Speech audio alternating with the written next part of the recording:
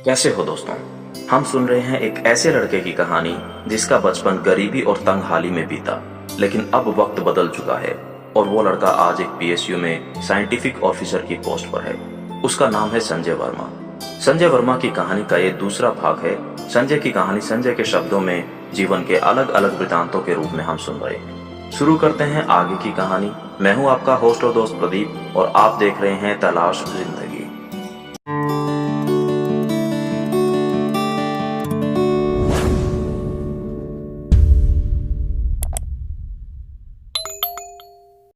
वृतांत 6। सब्जी की दुकान। मेरा बड़ा भाई दीपक सब्जी की दुकान पर सुबह शाम काम करने जाता था। दीपक का काम था कि सभी सब्जियों को अच्छे से धोए और उन्हें अच्छे से जमाए। रात में सारी सब्जियों को दुकान के अंदर रखे। इसके बदले उसे कुछ सब्जी बतौर मेहनताना मिलती थी। इस तरह से घर में सब्जी की व्यवस्था होती थी। एक बार किसी बीमारी की वजह से दीपक दुकान पर जाने में असमर्थ था, तो सब्जी की दुकान पर काम के लिए मुझे जाना पड़ा और अगले 3 साल तक मैंने ये काम किया। ये काम मेरी दिनचर्या का हिस्सा बन गया था। सुबह सब्जी की दुकान पर जाना, सब्जियां जमाना, फिर विद्यालय जाना और शाम को फिर से सब्जी की दुकान पर जाना। सच बताऊं तो बहुत बार मन करता था शाम को दूसरे बच्चों के साथ मैं भी खेलूं, लेकिन संभव नहीं हो पाता था। कक्षा 6 से लेकर कक्षा 9 तक मैंने ये काम किया। दुकान से आने के बाद रोजाना आधा घंटा या कभी कभार 1 घंटा पढ़ाई किया करता था। इससे हमेशा कक्षा में मेरा प्रथम स्थान बना रहा। वृतांत 7। शादियां और बारातें।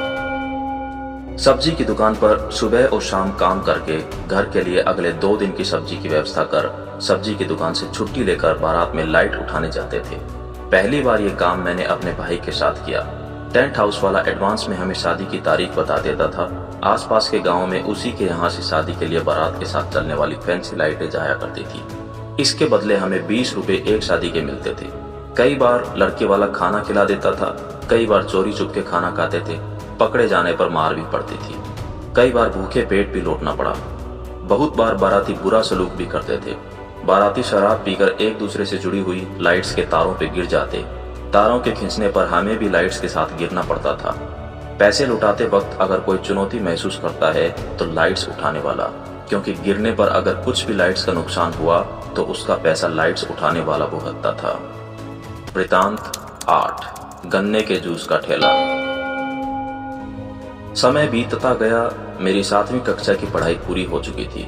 गर्मियों की छुट्टियां प्रारंभ हो चुकी थी। मैंने भाई से कहा कि मैं छुट्टियों में खाली हूँ, दिन में कहीं काम मिल जाए तो यूनिफॉर्म की व्यवस्था हो जाएगी। उसने मुझे गन्ने के जूस की दुकान पर लगाया। वहां मैंने 1 महीने के लिए 350 रुपए में जूठे गिलास धोए। इस पैसे से मैंने अपने स्कूल की यूनिफॉर्म सिलवाई। वृतांत 9।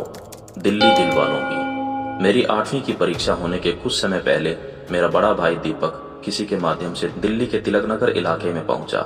वहां उसने एक सेठ के यहाँ काम करना शुरू किया। परीक्षा खत्म होने के बाद मैंने दीपक से बोला कि कुछ काम मेरे लायक मिले तो मुझे भी बुला लेना। 1.5 महीने के लिए मैंने तिलक नगर के चौखंडी चौक गुरुद्वारे के सामने एक सेठ के लिए आमरस का ठेला लगाया। उन्होंने बतौर मेहनताना मुझे 1500 रुपए 1 महीने के दिए। वृतांत 10। मकान। कक्षा 9 उत्तीर्ण करने के बाद गर्मियों की छुट्टी में मैंने अपने ही मोहल्ले में बन रहे मकान में एक मजदूर का काम किया। उस समय 90 रुपए प्रतिदिन बतौर मजदूरी मिलते थे। 18 से 20 दिन काम किया और जो पैसा आया उसमें से कुछ पैसे घर वालों को दिए और कुछ पैसे से अपनी किताबें आदि जरूरत का सामान खरीदा। हम अपने आस पड़ोस में कई बच्चों को इस तरह के काम करते देखते हैं, लेकिन ये कभी नहीं सोच सकते कि उनमें से कोई बच्चा एक दिन इतने बड़े मुकाम तक पहुंच जाएगा। बड़ी बात यह नहीं है कि संजय ने ये सब काम किए, बड़ी बात यह है कि ये सब करके भी संजय किसी गलत राह पर नहीं चला और कभी हार नहीं मानी। कहानी जारी रहेगी। आप अपने विचार कमेंट सेक्शन में लिखकर जरूर बताएं। फिर मिलेंगे अगले भाग में आगे की कहानी के साथ। देखते रहिए तलाश जिंदगी।